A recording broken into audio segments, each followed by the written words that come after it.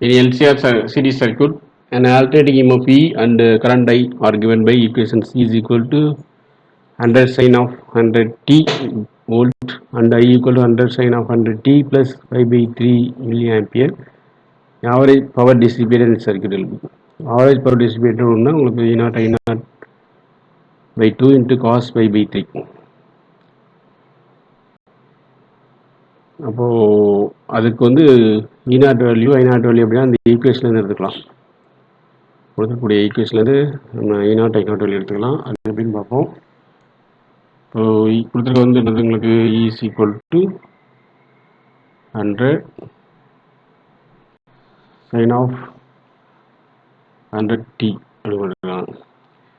இதோட வேல்யூ வந்து என்னது, இதுதான் வந்து மேக்ஸிமம் E0. இது வந்து ஒமேகா டி வரணும். இங்கே ஒமேகா டி வரதால இங்கே ஒமேகாக்கு பதிலாக 100 இருக்குது. அப்போ 100 வந்து என்னது 100 வந்து ஒமேகா வைக்கணும். ஒமேகா 100. அதே மாதிரி I is equal to 100 sin of 100t plus 5 கொடுக்குறோம்.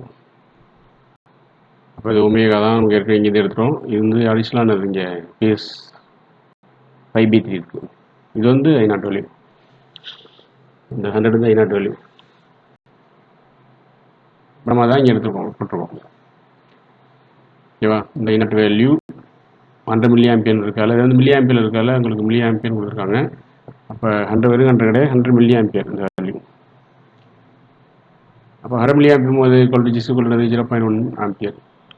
E0 I0 by 2 cos pi by 3. cos pi by 3 value வந்து என்னது